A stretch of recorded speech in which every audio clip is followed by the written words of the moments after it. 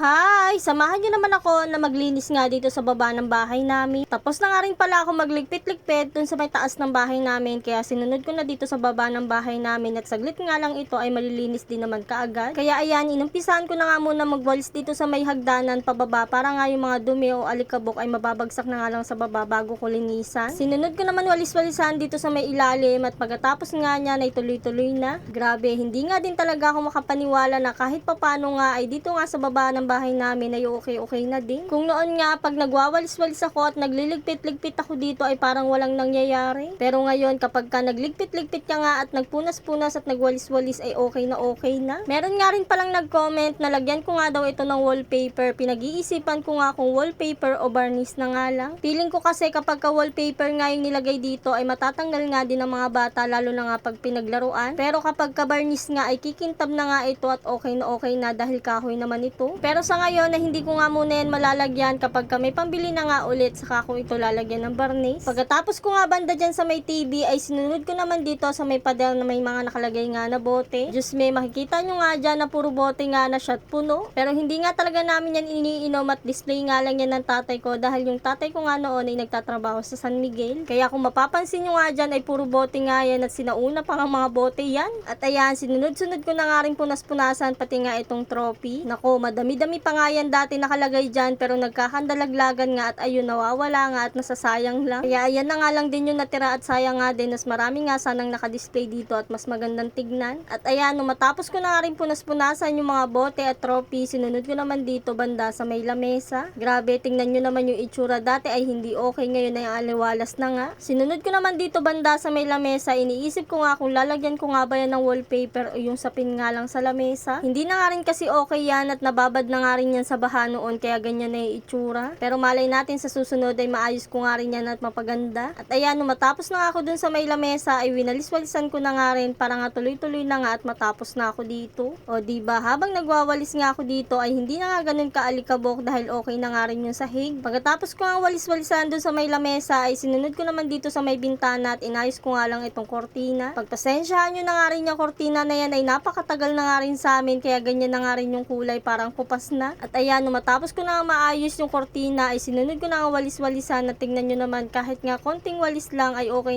na nga at makintab na nga rin itong sahig. Grabe, hindi kagaya noon na kapag winalisan mo nga ay parang wala nga lang nangyari. Pero ngayon kapag winalisan mo na nga siya ay okay na siya at makintab na talaga. At ayan, nung matapos ko na nga rin magwalis-walis ay binuksan ko na nga rin itong pinto dahil kukunin ko na nga yung dustpan para mailagay ko na nga rin itong mga nawalis ko na buha-buhangin doon sa may basurahan. O diba, saglit nga lang talaga at tapos na nga din ako agad.